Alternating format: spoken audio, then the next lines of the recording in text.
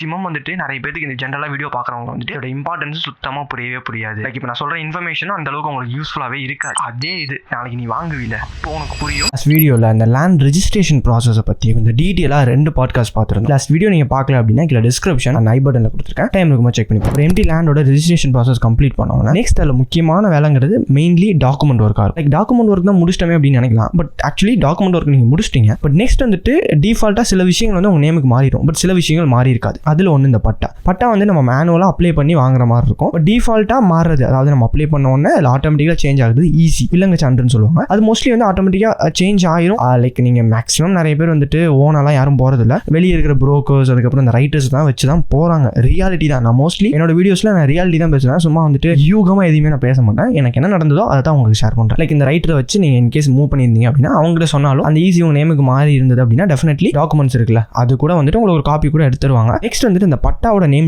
Change பண்ணுறதுக்கு like நீங்கள் வந்துட்டு ஒரு ஈஸியாகவே மையம் கான்டாக்ட் பண்ண வேண்டியதாக இருக்கும். உங்கள் ஏரியாவுக்கு எந்த இடத்துல பண்ணுறாங்க அப்படிங்கிறத நீங்கள் ரெஜிஸ்டர் பண்ண ஆஃபீஸ்லையோ இல்லை அப்படின்னா லைக் உங்களுக்கு இந்த ரைட்டர் இருந்தாங்கல்ல, ரெஜிஸ்டர் பண்ணுறதுக்கு ஹெல்ப் பண்ணியிருப்பாங்க, வெளியே நிறைய கடைகள் இருந்திருக்கும், அவங்ககிட்ட கான்டாக்ட் பண்ணால் கூட அவங்க கூட சொல்லுவாங்க. லைக் ஒன்று நீங்கள் வந்துட்டு டேரெக்டாக இந்த மாதிரி ப்ரோக்கர்ஸை போகாமல் இந்த பட்டா ட்ரான்ஸ்ஃபர் பண்ணுறதுலாம் வந்து டேரெக்டாக வந்துட்டு நீங்கள் இந்த லைக் இந்த இசேவை மையமே லைக் கவர்மெண்ட் ஆஃபீஸ்க்குள்ளேயே ஒரு இசேவை மையம் இருக்கும், அங்கே போய் நீங்கள் கான்டாக்ட் பண்ணீங்க அப்படின்னா உங்களுக்கு கவர்மெண்ட் சைட்லேருந்து எவ்வளோ சார்ஜ் வாங்குறாங்களோ அந்த சார்ஜ் மட்டும் தான் வாங்குவாங்க. நாங்கள் வந்துட்டு எக்ஸாம்பிளுக்கு நாங்கள் ஒரு பட்டா ட்ரான்ஸ்ஃபருக்காக வந்துட்டு வெளியே கேட்டதுக்கு கிட்டத்தட்ட வந்துட்டு ஒரு 1600 சம்திங் செலவாச்சு, ஆனால் ட்ரான்ஸ்ஃபர் ஆகலை. பட் அதே இது நாங்கள் கவர்மெண்ட்டில் போய் அப்ளை பண்ணும் போது தான் லைக் வந்துட்டு ஒரு 250 300 தான் சார்ஜ். லைனில் வெயிட் பண்ணி நாங்கள் அப்ளிகேஷன்ஸ் கொடுத்தோம், போட்டு அப்ளிகேஷன் வந்து கொடுத்துட்டாங்க. பட் அது எங்களுக்கு இன்னும் மாறல, அது வேறு இஷ்யூ. நான் அதை பற்றி அப்புறம் சொல்கிறேன். டெஃபினெட்லி வந்துட்டு நீங்கள் டேரெக்டாக கவர்மெண்ட் சைட்லேருந்து இப்போ ரெஜிஸ்ட்ரேஷன் ப்ராசஸ் கொஞ்சம் கஷ்டம், உள்ளவே ஃபார்ம் ப்ரிப்பேர் பண்ணணும், அதெல்லாம் கஷ்டம். அதனால் வந்து நீங்கள் வெளியே இருக்கிற பர்சனை கான்டாக்ட் பண்ணி. பட் இந்த பட்டா ட்ரான்ஸ்ஃபர் சின்ன ஒர்க்குலாம் வந்து நீங்கள் டேரெக்டாக இந்த ஆஃபீஸரை மீட் பண்ணலாம், இல்லை அப்படின்னா வெளியே இருக்கிற அந்த கவர்மெண்ட்லேருந்து இருக்கக்கூடிய அந்த இசேவை மையத்தை கான்டாக்ட் பண்ணி அது மூலமாக நீங்கள் பண்ணிக்கலாம். மேக்ஸிமம் இந்த பட்டா ட்ரான்ஸ்ஃபரை பொறுத்த வரைக்கும் வந்துட்டு மேக்ஸிமம் ஒரு 1 month வரைக்கும் ஆகும். அது வந்துட்டு நிறைய ஸ்டேட் வைஸ் வந்துட்டு அது ப்ராசஸ் நடக்கும். நீங்கள் வந்துட்டு அதுக்கு ஒரு அக்னாலஜ்மெண்ட் நம்பர் கொடுத்துருவாங்க, அதை வந்து நம்ம இன்டர்நெட்டில் போட்டு நம்ம ட்ராக் பண்ணி பார்த்துக்கலாம். அது ஒன்றும் பிரச்சனை இல்லை. இந்த ப்ராசஸ் அதாவது நம்ம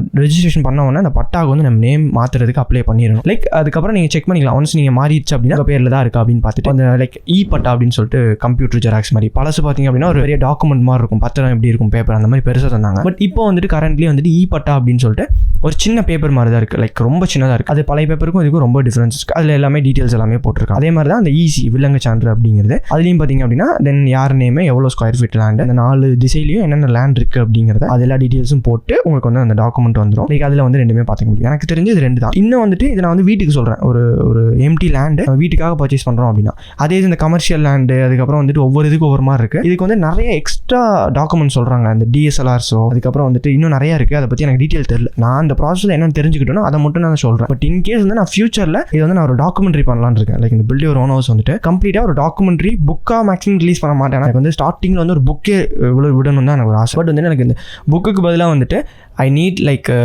ஒரு பாட்காஸ்ட் வீடியோ மாதிரி லான்ச் பண்ணோம் அப்படின்னா வந்துட்டு நிறைய பேர் அது கேட்குறது கொஞ்சம் இன்ட்ரெஸ்டடாக இருக்கும். லைக் ஒரு புக்காக லான்ச் பண்ணால் எவன் உட்காந்து ஒவ்வொரு பக்கமாக படிச்சுட்டு இருப்பான். பட் அதே இது லைக் இந்த மாதிரி வீடியோஸ் அப்படிங்கும்போது டெஃபினெட்லி மக்கள் வந்து அது ஈஸியாக கேட்டுக்கிறதுக்கு ரொம்ப ஹெல்ப்ஃபுல்லாக இருக்கும். பட் இந்த சீரீஸ் ஐ மீன் இப்போ பண்ணுறதுலாம் வந்துட்டு அது கூட சேராதா அப்படின்னா அப்படி சேராது. நான் இப்போ பண்ணுறது பார்த்தீங்க அப்படின்னா நான் இந்த போகிற வேலை என்னென்னலாம் கிடச்சதோ அதை கலெக்ட் பண்ணி நான் வீடியோஸை ஷேர் பண்ணிட்டுருக்கேன். பட் அந்த வே எப்படின்னா நான் அதை வந்து 0லேருந்து 100 வரைக்கும் ஒரு எம்டி கிரவுண்ட் லேண்ட்லேருந்து அது ஒரு வீடாக கன்ஸ்ட்ரக்ஷன் ஆகி மக்கள் போய் குடியேற வரைக்கும், ஒரு குடும்பம் போய் குடியேறது வரைக்கும் கம்ப்ளீட் டாக்குமெண்ட்ரி பண்ணணும். அதுக்கு நான் ரொம்ப ஒர்க் பண்ண வேண்டியதாக இருக்கும், அதுக்கு ரொம்ப பொருள் செலவாகும். அதெல்லாம் வந்துட்டு மேபி அதெல்லாம் நான் ப்ரிப்பேர் பண்ணிட்டு தான் பண்ண வேண்டியது இருக்குது. அதில் ஒரு பார்ட் இந்த பில்ட் யுவர் ஓன் ஹவுஸோட இந்த பாட்காஸ்ட். நெக்ஸ்ட் வந்துட்டு அந்த லேண்டை நம்ம பார்க்கணும். அதாவது ஒரு லேண்டை வந்துட்டு இப்போதைக்கு நீங்கள் பர்ச்சேஸ் பண்ணியிருக்கீங்க, ஃபியூச்சரில் கட்டலாம், இல்லை ஒரு 6 மாதம் 1 வருஷத்துக்கு அப்புறம் கட்டுறோம் அப்படின்னா அந்த எம்டி லேண்டை அப்படியே விடக்கூடாது. டெஃபினெட்லி சுற்றுப்புற சூழலை பார்த்து அது கரெக்டாக வந்து சைடில் தான் அடைச்சிடணும். லைக் எந்த மாதிரி அப்படின்னா உங்கள்கிட்ட இப்போ பட்ஜெட் இருக்குது அப்படின்னா சுற்றி வந்து செவரே எடுத்துடலாம். செவரு எடுக்கும் போது வந்துட்டு அதையும் நீங்கள் வந்து இந்த இன்ஜினியராக கன்ஸ்ட்ரக்ஷன் பண்ணலாங்கிற ஐடியாவில் இருக்கீங்கன்னா ஒரு சின்ன ஒரு ஐடியா கேட்டுக்கோங்க, உங்கள் லேண்டுக்கு என்ன பண்ணலாங்கிற மாதிரி. என்னை பொறுத்த வரைக்கும்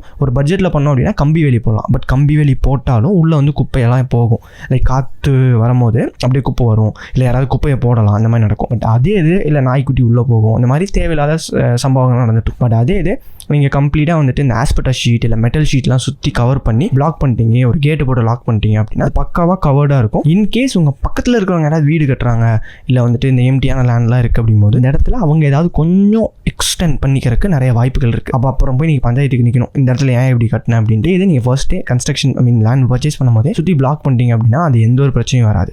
ஏன்னா இப்போ கரண்ட்டே நான் அதை ஃபேஸ் பண்ணிகிட்டு இருக்கேன். ஓகேவா? அதனால தான் நான் எவ்ரி வீடியோவில் சொல்கிறேன். ஏன்னா இன்கேஸ் நீ வந்துட்டு இன்றைக்கி இந்த வீடியோ பார்க்குறவங்களாம் வீடு வாங்க போகிறான், எல்லாருமே லைக் ஓனாக வந்துட்டு லைக் வீடு கட்டி இல்லை குடியேறிடுவான் அப்படின்னு என்னால் 100% சொல்ல முடியாது. ஆனால் இந்த வீடியோஸ் உனக்கு 100% யூஸ்ஃபுல்லாக இருக்குன்னு என்னால் சொல்ல முடியும். ஏன்னா எவனுமே இந்த இன்ஃபர்மேஷன் உனக்கு எவனுமே சொன்னதில்லை. நானும் இன்டர்நெட்டில் நான் வாங்குற ஒரு வருஷத்துக்கு முன்னாடி அவ்வளோ தேடுறேன். பேசிக் இன்ஃபர்மேஷன் இருக்குது, ஒரு புக்லேயோ இல்லை ஒரு நியூஸ்லேயோ இல்லை எனிதிங் எங்கே இருந்தாலுமே ஒரு அடிப்படையான விஷயம் அப்படிங்கிறது எல்லா இடத்துலையுமே என்னால் பார்க்க முடியுது. கொஞ்சம் இன்வால்வ்டாக யாருமே சொல்லலை. அதை வந்துட்டு நம்ம இறங்கினதுக்கப்புறம் தான் நமக்கு புரிய வருது. பட் நான் இதில் சொல்கிற இன்ஃபர்மேஷன்ஸே வந்துட்டு இதை இன்கேஸ் இதை நான் பெய்டு கோர்ஸாக கூட லான்ச் பண்ணியிருக்கலாம். நானே நிறைய கோர்ஸ் வந்து ரீசனாக நிறைய கோர்ஸ் வந்து பர்ச்சேஸ் பண்ணியிருக்கேன். அந்த கோர்ஸ்லாம் பார்த்தீங்க அப்படின்னா அந்த ஃபுல் கோர்ஸுமே வந்துட்டு ஒரு 10-20% ஆஃப் வேல்யூ மட்டும்தான் இருக்குது. மற்ற கோர்ஸில் இருக்கிற இன்ஃபர்மேஷன் எல்லாமே ஜென்ரல் இன்ஃபர்மேஷனாக இருக்குது. அப்படி பார்க்கும்போது அந்த கோர்ஸ் அப்படி வாங்குறாங்க. அப்போ நான் சொல்கிற இன்ஃபர்மேஷன் எந்த அளவுக்கு ஒர்த் அப்படின்னு எனக்கு தெரியும். அந்த காரணத்தினால தான் நமக்கு வந்துட்டு இன்ஸ்டாவில் ஒரே வீடியோவில் 30K ஃபாலோவர்ஸ். அது அந்த ஒரு ரீசன் இருக்குது. அது வந்து நான் நினச்சதை விட அதிகமாக அங்கே வந்தனால ஓகே இதுக்கப்புறம் நம்ம கொடுக்குற இன்ஃபர்மேஷன்ஸை முடிஞ்சால் நம்ம ஃப்ரீயாகவே கொடுப்போம். அதுலேருந்து இப்போ நீ இந்த வீடியோ பார்க்குறீல இதுலேருந்து ஏதாவது ரெவன்யூ ஜென்ரேட் ஆகுது அப்படின்னா அதை வந்து நீ கொடுத்ததான் நான் நினச்சிக்கலாம் அப்படிங்கிற தாட்னால ஓகே இப்போதைக்கு ஃப்ரீயாக இருக்கட்டும். பட் எப்போ வந்து நீ ஒரு கம்ப்ளீட் டாக்குமெண்ட்ரி, ஒரு ஃபியூச்சர் ஃபிலிம் மாதிரி ஒரு கம்ப்ளீட் டாக்குமெண்ட்ரி பண்ணுறியோ அதை வந்து நம்ம ஃப்ரீயாக கொடுக்க வேண்டாம்.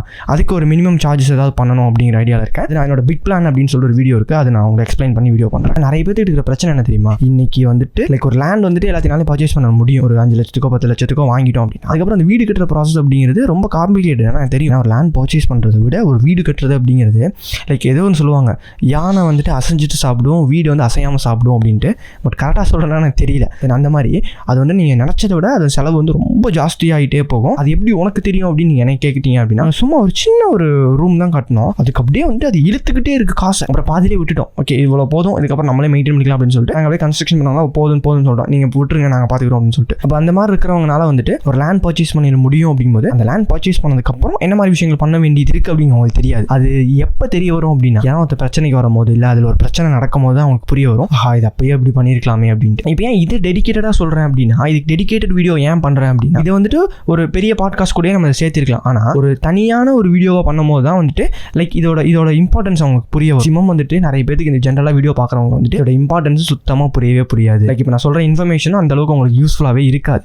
பட் அதே இது நாளைக்கு நீ வாங்குவீல அப்போ உனக்கு புரியும் இந்த அளவுக்கு அது வேல்யூவாக இருக்குது அப்படின்ட்டு. வந்துட்டு இன்றைக்கி நம்ம பேச்சுவார்த்தையில் சொல்கிற விஷயங்கள்லாம் ஜென்ரலாக இருக்கும், அவ்வளோதானே, சரி அப்படியே ஸ்கிப் பண்ணிட்டு போகிற மாதிரி இருக்கும். பட் அதே இது நீ ஒரு மிடில் கிளாஸ் பர்சனாக இருந்து நீ கடன் வாங்கி ஒரு இடம் வாங்கி அதில் வரக்கூடிய பிரச்சனைகளை ஃபேஸ் பண்ணும்போது தான் புரியும், ஓ இது அன்றைக்கி அவரே அப்பயே சொன்னால் அப்படி அந்த வீடியோவில் அப்படின்னு அப்போ உனக்கு புரிய வரும். பட் இதெல்லாம் யாராவது எனக்கு சொல்லியிருந்தாங்க அப்படின்னா ரொம்ப ரொம்ப ஹெல்ப்ஃபுல்லாக இருந்திருக்கும். ஏன்னா நாங்கள் ஸ்டார்டிங் ஸ்டேஜில் பண்ண சின்ன மிஸ்டேக்ஸ் வந்துட்டு எங்களுக்கு ரொம்ப பெரிய இஷ்யூவாக இருந்தது. அது என்ன சொல்கிறது, அது வந்துட்டு வெளியே பேச முடியாது. ஓப்பன் டாக்காக வந்துட்டு வெளியே பேச முடியாத விஷயங்களாக இருக்கும். பட் இன்கேஸ் நான் சொன்ன அந்த 2 சொன்ன டாக்குமெண்ட்ஸ் அதுக்கப்புறம் அந்த லேண்டை சுற்றி அடைக்கிறது கொஞ்சம் இம்பார்ட்டன்ஸ். அதனால திருப்பி சொல்லிகிட்டே இருக்கேன். ஏன்னா திருப்பி ஒரே விஷயத்த சொல்லிட்டு இருக்கானே அப்படின்னு நினைக்காதீங்க. அது முடிஞ்சு அப்படின்னா ஒரு டைரியோ புக்கோ ஏதோ ஒன்று திருப்பி அந்த வீடியோ வந்து பார்க்கலனாலும் ஒரு ரெஃபரன்ஸுக்காக நோட் பண்ணி வச்சுக்கோங்க, உங்களுக்கு கொஞ்சம் ஹெல்ப்ஃபுல்லாக இருக்கலாம். தென் உங்களை அடுத்த பாட்காஸ்ட்டில் நான் மீட் பண்ணுறேன். ஐ எம் மச்சி.